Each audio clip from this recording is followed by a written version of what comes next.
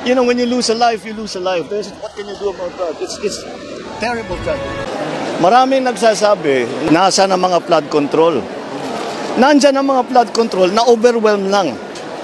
Sinasabi yung flood control, talagang na-overwhelm ang flood control natin. May flood control tayo, hindi kaya. Hindi talaga kaya dahil sa buong kasaysayan ng Pilipinas, wala pang ganito. Ngayon lang natin haharapin ito. Kaya dapat maunawaan talaga ng tao, hindi lamang yung budget, kung hindi kung ano yung science. What's the science? Follow the science. Kausapin nyo yung mga tao. Yung mga lugar na gumuho ang lupa, ngayon lang nangyari yan. Hindi pa nangyari sa buong buhay nila, sa buong kasaysayan ng mga lugar na yun na gumuho ang lupa dahil napakalaki ng tubig.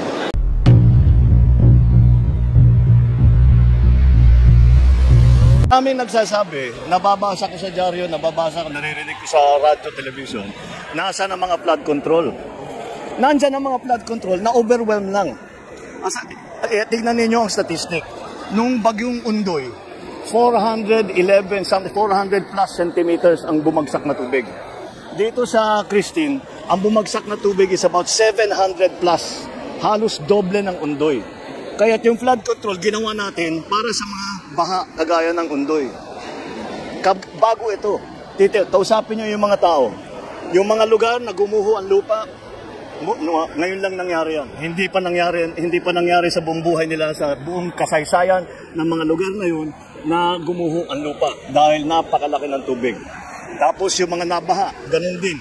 Bumabaha siguro dati, pero hindi ganito kalaki. Nagbago talaga ang panahon. Kaya yung climate change na amin pinag-uusapan ay talagang nakikita na natin. Hindi na kailangan ipaliwanag dahil unfortunately, nararamdaman na talaga natin na sarili natin. Hindi na natin kailangan basahin pa yung mga report o study ng mga scientifico. Alam na natin kung gaano kabigat ang magiging epekto ng climate change. Kaya hindi bale ba sa tulong lang tayo ng tulong. Sir, kung imbestigahan yung mga flood control projects, hindi sisingin daw sa budget, sige. Wala akong problem. But also they have to realize there are two sides to this. Sinasabi yung flood control, talagang na-overwhelm ang flood control natin. May flood control tayo, hindi kaya. Hindi talaga kaya dahil sa buong kasaysayan ng Pilipinas, wala pang ganito. Ngayon lang natin haharapin ito. Kaya dapat maunawaan talaga ng tao, hindi lamang yung budget, kung hindi kung ano yung science. What's the science? Follow the science. See what's happening. Tignan ninyo, hindi lamang dito. Nakita nyo ba yung nangyari sa Espanya?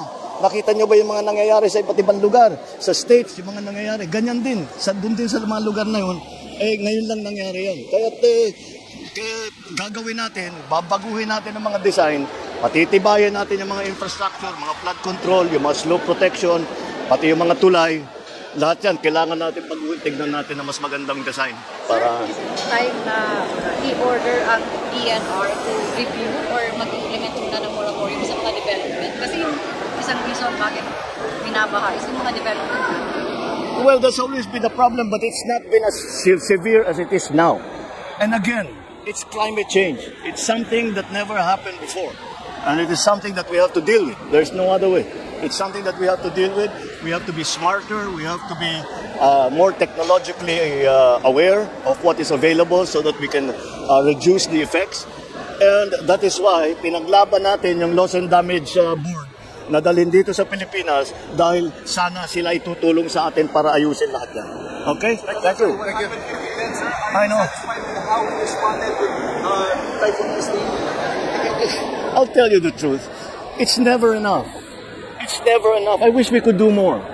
We're doing everything that we can, but regional officers para magsabi when they can come in. So that's what we're waiting for now. So wala we are at the mercy of the weather as we always are. So we will just have to wait for the true effects of this Typhoon Christine. All right? My countrymen, mga kababayan, while we are facing the heavy downpour and strong winds of Ulysses, I assure everyone that your government is on top of the situation. From the beginning, various government agencies have already been mobilized to respond to the situation on the ground. I renew my call on all local government units and concerned agencies to ensure that the well-being and safety of our people remain the top priority. As President, I guarantee you that your government will do its best to provide assistance in the form of shelters, relief goods, financial aid, and post-disaster counseling. Rest assured, the government will not leave anybody behind. We will get through this crisis, I assure you. As one nation, kapit po tayo, mga kababayan, magbayanihan po tayong lahat. Sa publiko, maraming problema na hindi nasasagot ng putang inang gobyerno na to. Isa yung gasolina, walang gasolina. Operation, walang pera yan. Alam mo, kakastos ang pulis sa sariling pulsa nila. Butit na lang ako yung mayor. Ayan sila. Puron siya po mga dumaan. Ito, nandiyan. Pag magputol siya sa operasyon ko, bigay gasolina, bigay pera.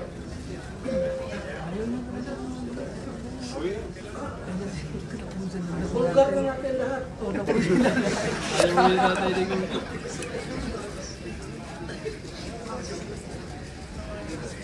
Senado ni sumuport natin. Si Bato, sige, tulak natin, maglabas namin. Baka magtanong, ilang pinatay. Turo naman niya na si Koy. Tadaw, oo, sir. Magprangkahan tayo. Magprangkahan tayo dito sa Pilipinas. Marami tayong problema na left unanswered. Alam mo, unang pera. Pera pang operation, pera sa gasolina. So, wala talaga. Sige ka lang utos sa pulis dyan. Solve. Ang pulis. Ayaw ko. Ay, tumayo. Senator, kuhain ko na lang itong public forum ko. Total government property mo ito.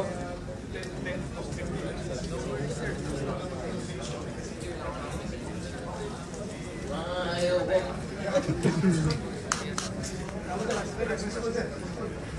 Ayaw ko. Dili mo lakaw? Hindi.